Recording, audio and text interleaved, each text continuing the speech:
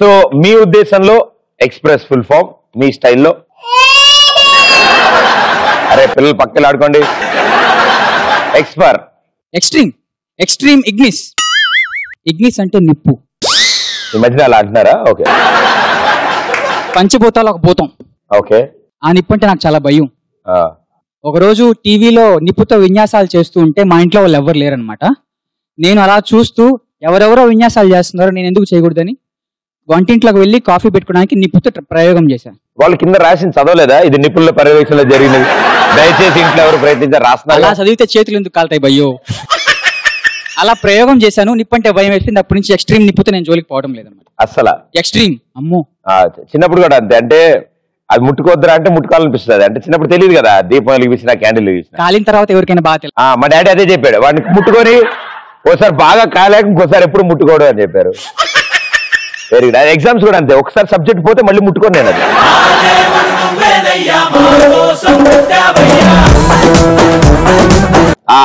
ఫీఫర్ శుద్ధ నీరు మనకు కోనల్లో దొరుకుతుంది. వాటర్లోనా?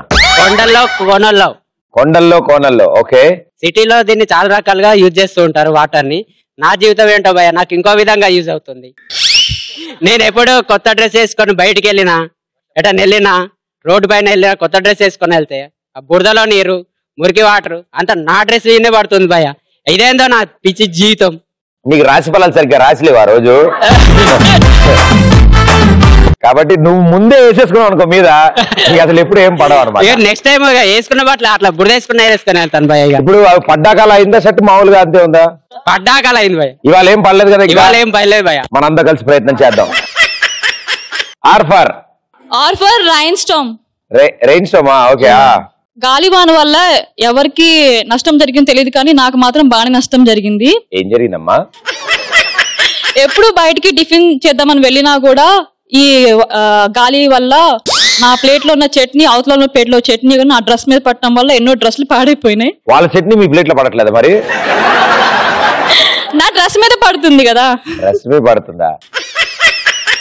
గాలి వల్ల హెయిర్ స్టైల్ అయిందా లేదా మామూలుగా మీ కర్లీ హెయిర్? నా హెయిర్ స్టైల్ ఇంతే. చాలా బాగుంది, నూడిల్స్ లాగా భలే ఉంది. Thank you Pradeep. మాకు దూకోకపోతే అలా అవుతుంది, మీరు దూకున్న స్టైల్ గా ఉంటుంది. హెయిర్ స్టైలే కదా, స్టైల్ బాగుంది. Thank you. I for hi darling, love you. I love you two. ఈ ఫర్ ఎర్త్. భూమి అంటే నాకు చాలా ఇష్టం. ఎందుకంటే నాలో ఉన్న ప్రతి వారు ఒరేయ్ ఏదో సచ్చినోడా భూమి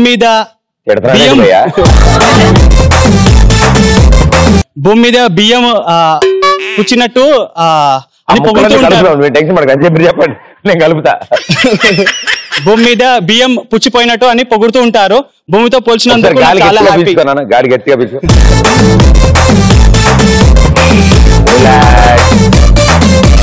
టెన్షన్ లేదు, అంతా మనోళ్లే, ఎవ్వరు మనల్ని ఏమనరు. మైక్ మాత్రం మూతి దగ్గర పెట్టుకో. ఎస్, ఇప్పుడు ఫస్ట్ చెప్పు, ఆ భూమి అంటే చాలా ఇష్టం, మెల్లగా చెప్పు. భూమి అంటే నాకు చాలా ఇష్టం.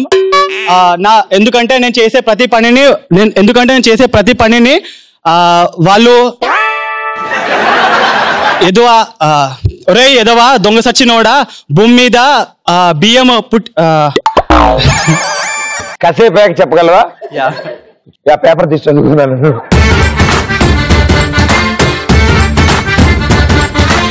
చిట్టి ఇచ్చినా కాపీ కొట్టలేకపోతున్నావు నువ్వు. ఎస్పర్. హాయ్ ప్రదీప్. హాయ్. నా పేరు కుసుమ.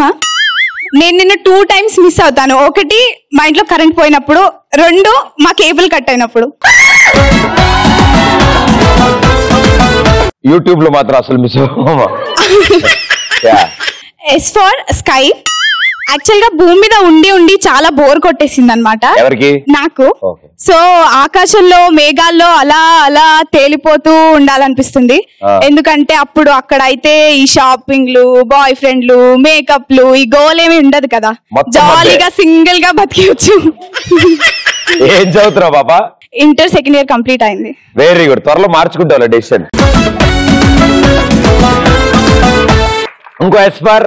ఎస్ అంటే సొసైటీ నా పరంగా. సో సొసైటీలో మనుషులతో పాటు చాలా అద్భుతమైన పంచభూతాల గురించి అందరు చెప్పడం జరిగింది.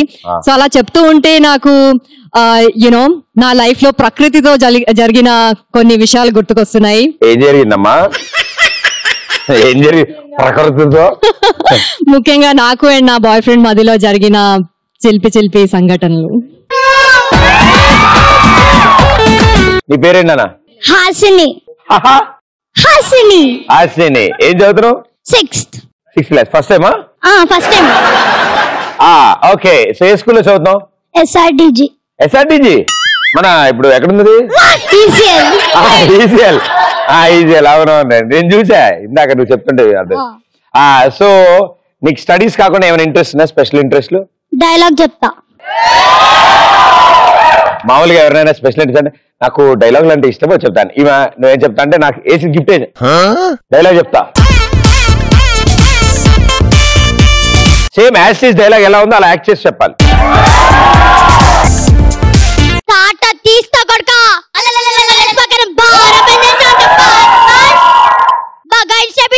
నీకెవడో హెల్ప్ చేస్తున్నంట.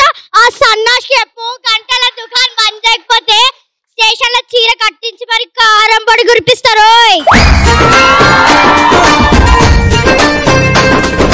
ఎమ్మెల్యే గారు, నువ్వు ఫోన్ మాట్లాడే విలన్ కాదు, నేను ఆ సినిమాలో అల్లు అర్జున్. వెరీ గుడ్, చాలా బాగా చెప్పావు డైలాగు.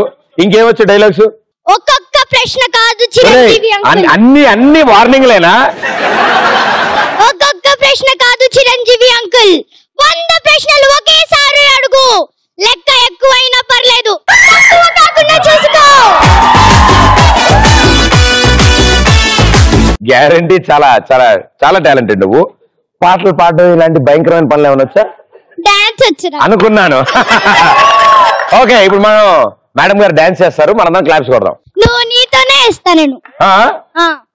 అంటే నాకు మరి అంత రాదు. మరి నువ్వు వేసింది మేనేజ్ చేయనా? ఏ సాంగ్ కావాలి? ఏదో ఒక సాంగ్ అనే సాంగ్ ప్లే చేయరా? దేవుడో దేవుడో ఏ పిల్లగాడే మిల్లీమీటర్ అయినా వదలకుండా దిల్లో నిండినాడే.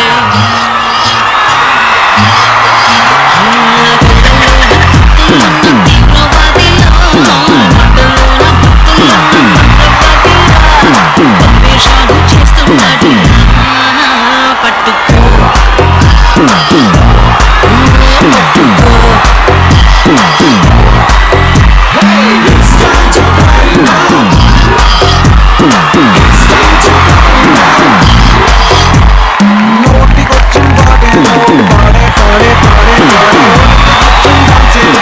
ప్రకృతి గురించి ఇందాక ఎవరో మాట్లాడారమ్మా? ఎవరాళ్ళు? May help you. మీరు కూర్చోండి. సో ఆవిడ అడిగాక నాకు డౌట్ వచ్చింది. ప్రకృతి అని మన మీద కూడా చాలా రియాక్షన్ ఇస్తూ ఉంటుంది కదా. మనం అనుకున్నది ఒకటి అయ్యేది ఒకటి జరుగుతూ ఉంటుంది. మీకు అలాంటివి ఏమైనా జరిగాయా ప్రకృతితో సంబంధించినవి? ఐఎమ్ బాస్, గుండు boss. Nice hair style bro. Thank you bro. Very good. నా పేరు మణికంఠ భయ్య. నాకు ప్రకృతితో బాగా జరిగిన ప్రకృతి వైపరీత్యం వల్ల జరిగిన ఒక ఎక్స్పీరియన్స్ నాకు బాగా ఉంది. కరెక్ట్ గా ఒక యాంగిల్ లో ఇలా కూర్చొని ఉన్నప్పుడు గాలి వచ్చి డబ్బా కింద పడిపోయింది భయ్య. అప్పుడు అనిపించింది ప్రకృతి వైపరీత్యం అని. దాన్ని ఎప్పటికీ మర్చిపోలేదు. న్యూస్ పేపర్ వాడుతుండండి. అయితే మా ఫ్రెండ్ ప్రకృతి పగబట్టిందన్న. ఎలా అంటే తను ఎన్నో సంవత్సరాల నుంచి ఒక అమ్మాయిని లవ్ చేస్తూ పటాయించిందన్న. లాస్ట్ కి ప్రపోజ్ చేద్దామని పోయిండు. తీరా ప్రపోజ్ చేసే టయానికి గట్టి గాలి వచ్చి వాడు పెట్టుకుని వెగ్గెగిరిపోయింది బట్టదలన్న. అలా ప్రకృతి పగబట్టిందన్న మా వాడిని. ఈసారి నుంచి అమ్మ తోడని చెయ్యిలాగి వచ్చి నేను నిన్ను ప్రేమిస్తానని చెప్పాలప్ప. అప్పుడు అది ఏంటి ఎగరకుండా ఉంటది. ఓకే, నాది బాగానే ఉంది. కదలే నాది కదలే. బాగానే ఉంది. థ్యాంక్ యూ బాగారండి. అయ్యి బాబోయ్, అయ్యా ఎటు చూస్తుంది అయ్యా ఈవిడ. నమస్కారం అండి. ఏం పేరు? నా పేరు దేవండి. దేవే, బాగున్నావా? ఎలా ఉన్నారండి? అయ్యి బాబోయ్ గడిపేస్తున్నాం బాబోయ్. మీ గురించి చాలా దూరం నుంచి వచ్చామండి. అవునా? అయ్ ప్రకృతి పగబట్టిందని అడిగారు కదండి మీరు. ఏమని పడేసింది చెప్తానండి. మేము షోకి వద్దామనేసి పట్లంగా జాకెట్ వేసుకొచ్చానండి.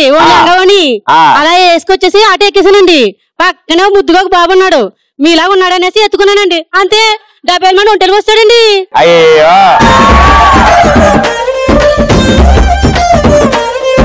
ఏంటంటే ముందు చెప్పలేదేంటి? చెప్పలేదండి. వెళ్ళలేదు, సైలెంట్ గా వస్తాడండి. అయ్యో కనపడగానే ఒళ్ళేటేసుకుంటే అలాగే ఉంటది మరి. అంతే అండి, ఇంకేం చేయాలి. అదే ఆటలు ఇంటికి వెళ్ళిపోయండి. ఇంకో ఈ ప్యాంట్ షర్ట్ వేసుకొచ్చానండి, నాకు సూట్ అవ్వకపోయినా. పిచ్చి మళ్ళకం ఏంటి ఇప్పుడు ఎండలు ఎక్కువ ఉన్నాయి కదా, ఇంకా అరకిల నుంచి ఉంటే ఆరిపోయింది మొత్తం అంతా. కాదండి బాబు గారు, తడారిపోద్దు కానీ స్మెల్ ఆడదు కదండి. అమ్మా తడారిపోద్దు కానీ స్మెల్ ఆడదు కదండి. పక్కడికి తెలిసిద్ది కానీ మనకేం తెలిసిద్ది దూరంగా ఉన్నోడికి. మీకు స్మెల్ బాగా రావాలనేసి ఇంటికి వెళ్ళి డ్రెస్ వేసుకొచ్చి ఇంటికి కొట్టుకొచ్చానండి నేను. లంగవానికండి ఇలాగ బాగున్నా తెలుసు నువ్వు. Thank you.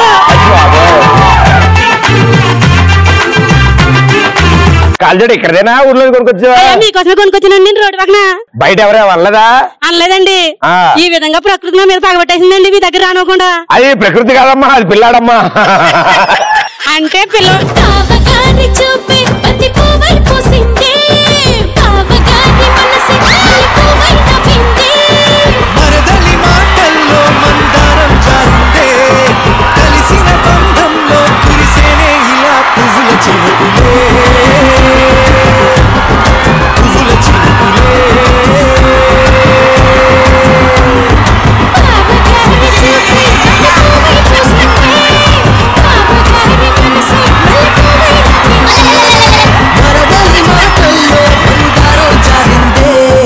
ప్రకృతి పగబట్టింది ఎప్పుడంటే మీరు పెళ్లి చేసుకోవడానికి అమ్మాయిని చూడడానికి వెయిట్ అమ్మాయి కోసం వెయిట్ చేస్తున్నారు రమేష్ గారు. అమ్మాయి కోసం వెయిట్ చేస్తున్నారు కదా, అన్నకు ఒక వదిన చూద్దామని చెప్పి బస్ స్టాప్ లో ఒక చూస్తుండే. నా కోసం నువ్వు బస్ స్టాప్ లో తిరుగుతున్నావు నాయన, నేనేం వెయిట్ చేయట్లేదు. అదే ఓకే వదిన ఏ రేంజ్ లో ఉందని చెప్పి దగ్గర పోయేసరికి వర్షం పడి మేకప్ అంతా పోయింది. ఓ అప్పుడు అక్కడ వేరే రంగులో కణాలు వెళ్తున్నాయి ఇట్లాగా.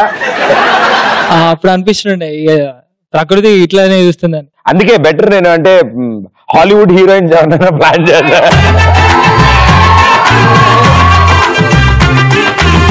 అదే ఎందుకంటే ఇప్పుడు హాలీవుడ్ హీరోయిన్ అనుకో, మా అమ్మ ఆవిడ తిట్టినా ఆవిడకి అర్థం కాదు, అత్త కోడలు ఇద్దరు కొట్టుకుని ఎవరికి అర్థం కాదు.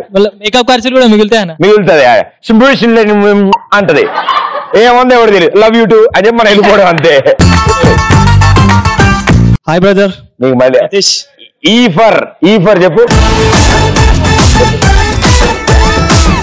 చెప్తాను ఈ ఫర్. ఇప్పుడు ఫస్ట్ చెప్తాను.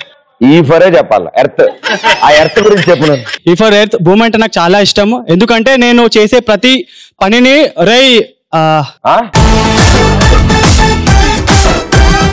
నాకు తెలిసి అది పోతుందని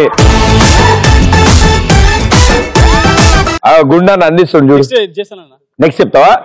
ఇది చెప్పేసి. ప్రకృతి నా మీద చాలా పగబట్టింది. ఎందుకంటే మంచి అమ్మాయిని తీసుకున్నా, ఒక మంచి అమ్మాయిని తీసుకొని మంచిగా డ్రైవ్ వెళ్తున్నా బ్రదర్.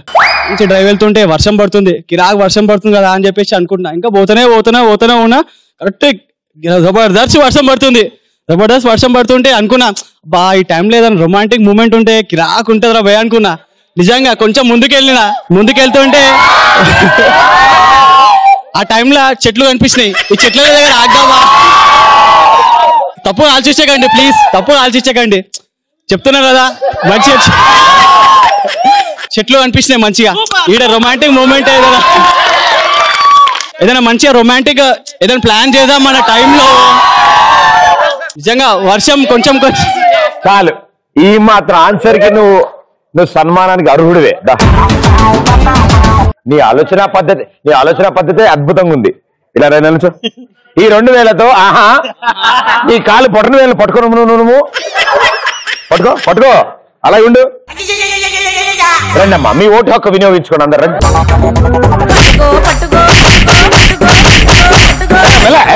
కంఫర్ట్ వస్తారు. మళ్ళీ నెక్స్ట్ నువ్వు సరిగ్గా నుంచోపోతే 2వ రౌండ్ ఉంటుంది.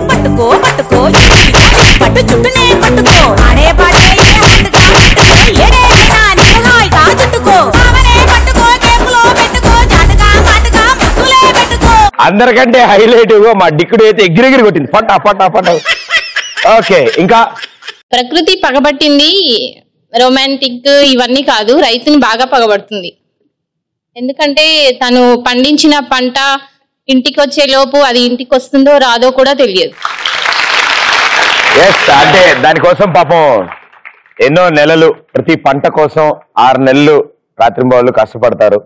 అండ్ దాని తర్వాత తీరా ఏ వరదలో వర్షమో ఏదొచ్చినా, తుఫాన్ వచ్చినా, ఎలాంటిది ఏం జరిగినా, ఎండలు ఎక్కువగా ఉన్నా, నీళ్లు రాకపోయినా, ఏం జరిగినా పాపం చాలా బాధపడతారు ఆయన. సో ప్రతిదినం కష్టపడే ఆ రైతులకి